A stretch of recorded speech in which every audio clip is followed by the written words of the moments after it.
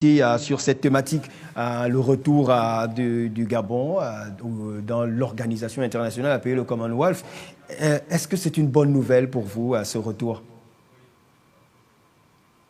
Tout à fait, hein. Le retour du Gabon est une très bonne nouvelle au niveau de cette institution internationale qui va permettre d'élargir justement notre champ d'action sur le plan économique, parce que le Commonwealth aussi, ça permet de créer une proximité avec les pays anglais, surtout que l'entrée du Gabon au Commonwealth et des pays comme le Rwanda, qui était un pays francophone et qui est rentré en 2009 au niveau du Commonwealth, parce que Kagame avait vu qu'au niveau de la francophonie, le champ était élargi et que son accession au niveau du Commonwealth allait permettre justement à son pays d'avoir une fenêtre d'ouverture économique et puis, je dirais même, diplomatique.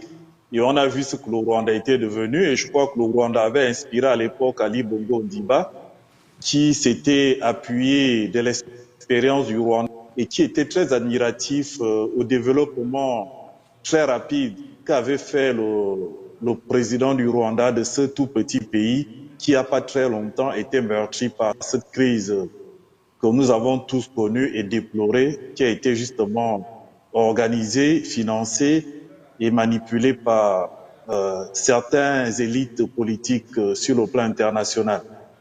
Donc ce retour, ce développement du Rwanda avait beaucoup inspiré Ali Bongo Ondimba à l'époque et qui s'était donné comme cheval de bataille d'intégrer cette institution, chose qui a été faite en même temps que le Togo aussi, qui avait eu ces mêmes velléités.